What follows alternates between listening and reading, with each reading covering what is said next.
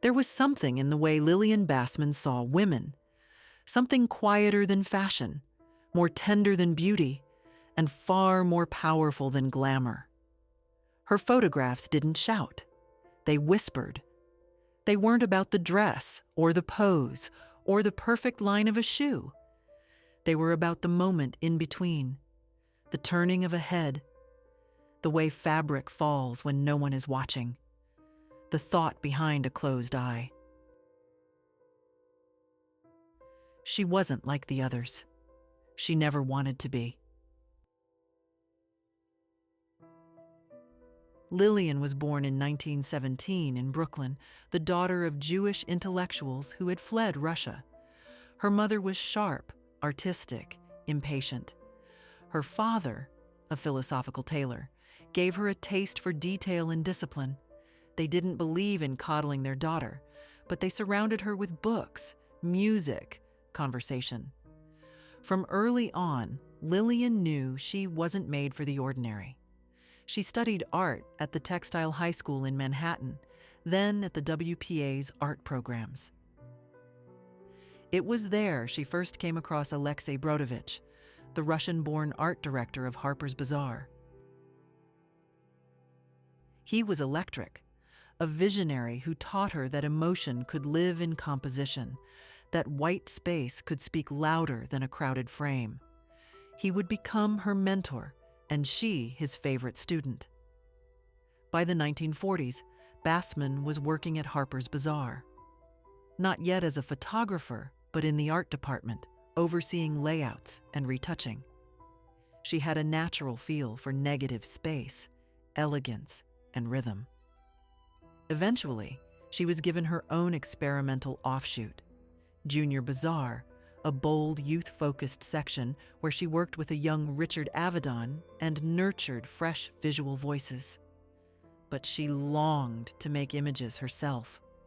In her mid-30s, a late start by industry standards, she picked up a camera.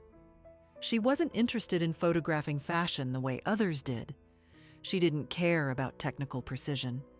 She didn't want to show the dress. She wanted to show what it felt like to be a woman wearing it.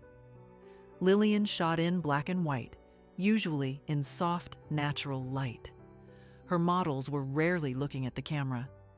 They were adjusting a strap, lifting an arm, lost in thought. There was always motion, always grace, and always a sense of the internal, as though the viewer had accidentally stepped into a private moment. But it was in the darkroom that the magic truly happened. Bassman used the darkroom like a paintbrush, bleaching, smudging, softening, cropping. She would stretch exposure, remove context, erase backgrounds entirely until all that was left was gesture and shape. She broke every rule, and what she created was unmistakably her own. She once said, "I wanted to transform the image into something that came from inside me."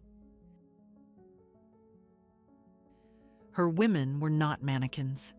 They were not fantasies. They were mysterious, sensual, intelligent, elusive, women you dreamed about but couldn't quite name. By the late 1960s, the fashion world changed. Color photography became dominant. The quiet lyricism of her work was seen as old-fashioned. Lillian stopped shooting fashion. She turned to nudes, abstracts, still lifes. She worked in silence. And then, in one of the most dramatic gestures of artistic frustration, she threw away most of her archive. Decades passed. And then, in the 1990s, a miracle. A forgotten bag in a closet. Old prints and negatives. The softness still intact. The shadows still dancing, the fashion world rediscovered her. And this time, they were ready to listen. Exhibitions followed, publications. Younger photographers whispered her name. Lillian, now in her 70s and 80s, returned to work, experimenting with digital editing the way she once experimented with darkroom chemicals. Her eye remained the same: sharp, feminine, subtle. Lillian Bassman died in 2012 at 94. She left behind no school, no empire, no brand. What she left behind was more elusive: a feeling. She taught us that fashion photography didn't have to be loud or literal, that elegance could live in shadows, that a woman's beauty could be shown not by how she looks at the camera, but by how she looks away. She captured the poetry in a posture, the drama in a shoulder, the universe in a falling strap. There are many great photographers, but only one Lillian Bassman.